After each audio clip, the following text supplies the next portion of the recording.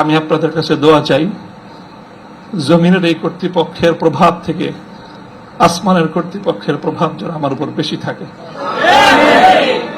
আল্লাহ রাব্বুল আলামিন যেন আমাকে আল্লাহর গোলাম হিসাবে তার নিকটেই যেন আমার মাথাকে অবনত রাখেন। এই দোয়াটুকু আপনারা সকলে আমার জন্য নিভৃতে একান্তে করবেন।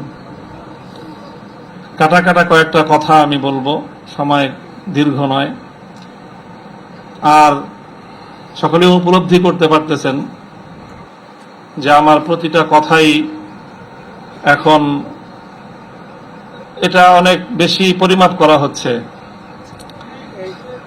দেখা হচ্ছে যে আমি কি বলি। আপনারা যতটুকু মনে করতেছেন যে শুধু একটা কর্তৃপক্ষ দেখতেছে, তা না, দুইটা কর্তৃপক্ষ দেখতেছে, এবং একটা কর্তৃপক্ষ আর একটা কর্তৃপক্ষ থেকে অনেক বেশি প্রবল। একটা জমিনের কর্তৃপক্ষ আর একটা আসমানের কর্তৃপক্ষ। আমি আপনাদের কাছে দোয়া চাই, জমিনের এই কর্তৃপক্ষের প্রভাব থেকে আসমানের কর্তৃপক্ষের প্রভাব যেন আমার উপর বেশি থাকে। আল্লাহ রাব্বুল আলামিন যেন আমাকে আল্লাহর গোলাম হিসাবে তার নিকটেই যেন আমার মাথাকে অবনত রাখেন। এই দোয়াটুকু আপনারা সকলে আমার জন্য নিভৃতে একান্তে করবেন। দ্বিতীয় কথা, এখানে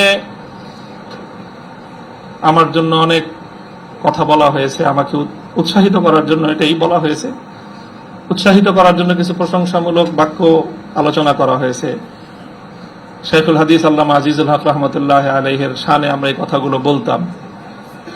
সময়ের এতটা অল্প ব্যবধানেই সেই কথাগুলো যে আমার সন্তানেরা যারা বলেছে, আমি সন্তানই বলবো, ছাত্ররা তোমাদের কাছে মুফতি সাঈদ হয়তো অনেক বড় শিক্ষক হতে পারে, আমার কাছে ওই সাঈদই। তারা আমাদের সন্তান, তারাও আমাদের সম্পর্কে সেই কথাগুলো বলেছে।